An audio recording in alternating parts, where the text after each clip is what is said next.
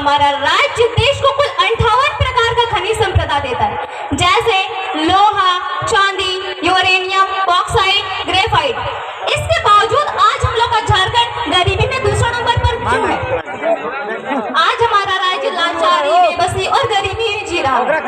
आज हम समस्त झारखंड वासियों को एकजुट होकर लड़ना होगा, बुराइयों के खिलाफ, भ्रष्टाचारियों के खिलाफ तथा सरकार की गलत नीतियों के खिलाफ।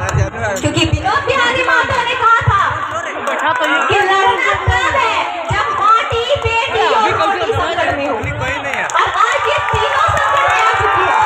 आज हमें एकजुट होकर लड़ना ही होगा। अब हम अपनी इस माई माटी की छाती को और चीरने नहीं देंगे, क्योंकि वक्त आ गया है झारखंड में राज कर रहे समस्त भ्रष्टाचारी नेताओं तथा अन्य प्रदेशों के मंत्री तथा महामंत्री को झारखंड से उखाड़ फेंकने का।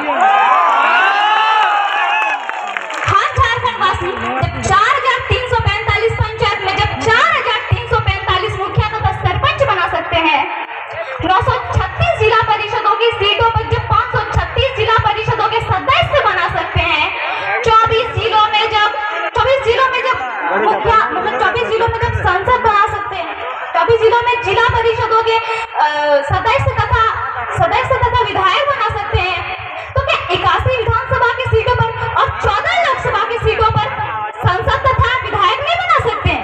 जरूर बना सकते हैं और बनाएंगे।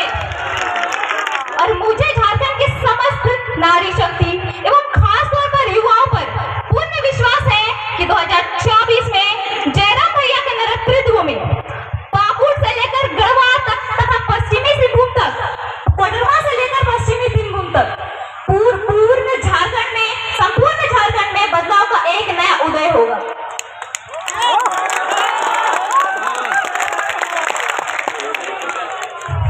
झारखंडीय माटी को जगलाने के लिए तथा झारखंड के नागरिकों को अपने हक, अधिकार और पहचान के लिए जयराम भैया के नेतृत्व में जो आग लगी है वो आग बुझने नहीं देना है, क्योंकि तभी हम झारखंड में चल रहे समस्त ज्वलंत समस्या जैसे उद्योग नीति, विस्थापन नीति, स्थानीय नीति, 1932 का अभियान और 60-40 नहीं बल्कि 90-10 नीति लागू कर सकते हैं। आज झारखंड विकास न होने की सबसे बड़ी समस्या है तो वो है भ्रष्टाचारी, बेरोजगारी, लाचार शिक्षा नीति, खनन का दुरुपयोग, अस्थायी सरकार, जातिवाद राजनीति, उद्योगों में स्थानीय को रोजगार नहीं देना तथा राज्य सरकार के अनावश्यक खर्चे। अगर झारखंड को तरक्की करवाना है तो मैं सुषमा कुमारी को इस तरीके बताना चाहती हूँ कि झारखंड तरक्की कैसे होगा। सबसे पहले तो नेताओं का पेंशन खत्म करना होगा,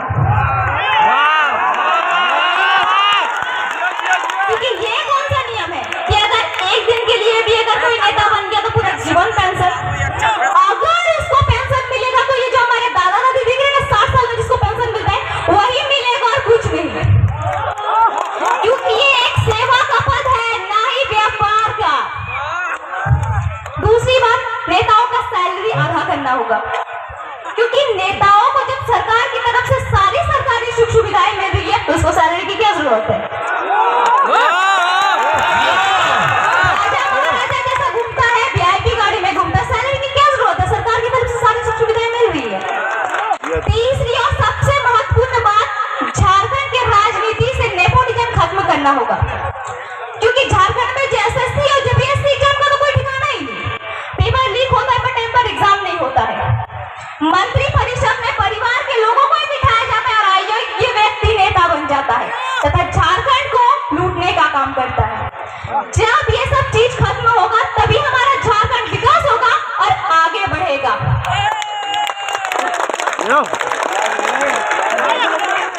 झारखंड की गलियों से आवाज आया है, झारखंड की गलियों से एक आवाज आया है, उठो नौजवानों, फिर से इनकलाब आया है। ये इनकलाब जो निकला है आज हक के सीनों से, ये इनकलाब जो निकला आज हक के सीनों से, के जुल्म के पर्दे को फाड़ डालेंगे, जुल्मी सरकार को उखाड़ डालेंगे। तुम लाख जला लो गोलियां, ये कम नहीं होंगी। गर्दन